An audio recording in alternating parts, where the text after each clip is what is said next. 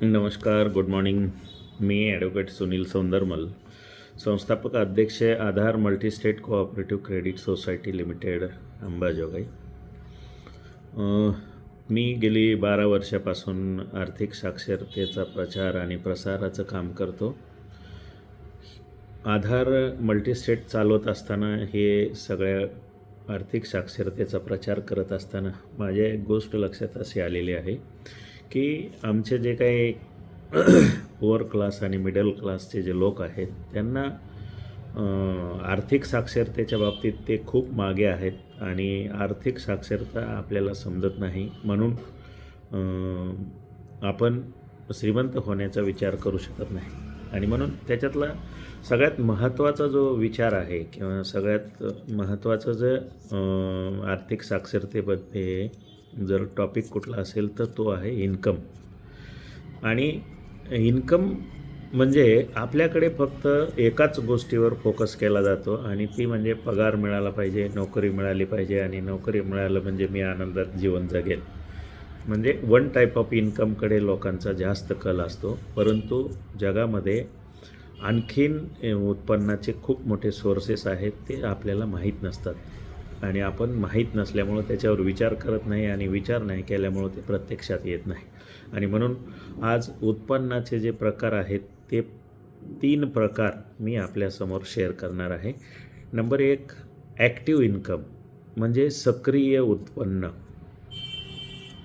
स्वतः काम करून मिळणारे उत्पन्न म्हणजे ॲक्टिव्ह इन्कम होय. आता हे कोणते कोणते असतात बघा: पगार, मजुरी, व्यवसायातून मिळणारे उत्पन्न, कन्सल्टिंग फीसमधून मिळणारं उत्पन्न, कमिशन इत्यादी. हे जे उत्पन्नाचे प्रकार आहेत ना, तर ते ॲक्टिव्ह इन्कमचे प्रकार आहेत. याच उत्पन्नासाठी आपण सगळेजण झगडत असतो. परंतु याच्याही पलीकडे जाऊन आणखीन काही उत्पन्नाचे प्रकार आहेत. ते आपण जर समजून घेतले, आपण त्याच्यावर विचार केला तर नक्कीच आपलं इन्कम सोर्सेस वाढू शकतात.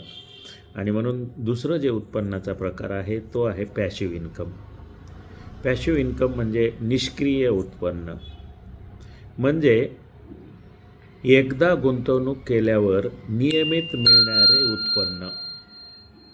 जसे भाडं, म्हणजे आपण घर दुकान भाड्याने देतो, ते जे मिळत असतं ना, एकदा इन्व्हेस्टमेंट केली की कायम उत्पन्न मिळत राहतं.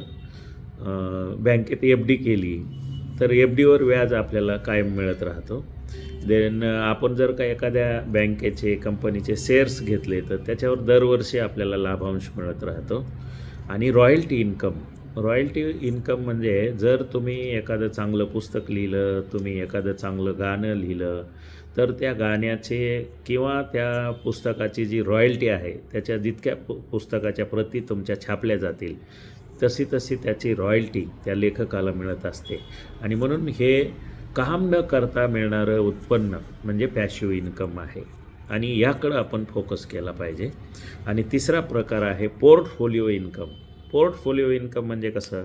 आर्थिक गुंतवणुकीतून मिळणारे उत्पन्न. उदाहरणार्थ मुदत ठेव, म्हणजे आपण बँकेत FD केली, त्याच्यावर आपल्याला व्याज मिळत राहतं. त्याच्यानंतर म्युच्युअल फंडामध्ये जर पैसे टाकले तर त्याच्यावरही आपल्याला व्याज मिळत राहतो. बॉन्ड्स, काही शासनाचे सिक्युरिटी बॉन्ड्स असतात, त्या बॉन्ड्सवर आपल्याला उत्पन्न मिळत राहतो. आणि कॅपिटल गेनमधून आपल्याला उत्पन्न मिळवता येतं. आता अनेक जणांना प्रश्न पडला असेल की कॅपिटल गेन म्हणजे काय? तर एखादी वस्तू कमी किमतीला घेऊन जास्त किमतीला विकली जाते, त्यावर जो नफा मिळतो त्याला कॅपिटल गेन असं म्हणतात. जसं तुम्ही एखादा 10 लाखाला प्लॉट घेतला, 2 वर्षे सांभाळा, तो 10च्या 20 लाखाला 15 लाखाला विकतो. मग त्याच्यामध्ये जो प्रॉफिट होतो त्याला कॅपिटल गेन असं म्हणतात. आणि म्हणून याकडे सुद्धा आपण लक्ष दिलं पाहिजे.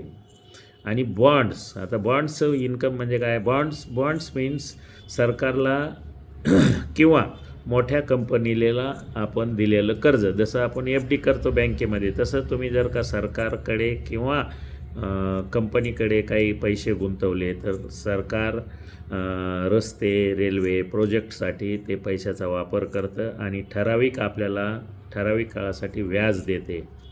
त्याला बॉन्ड्स असं म्हणतात.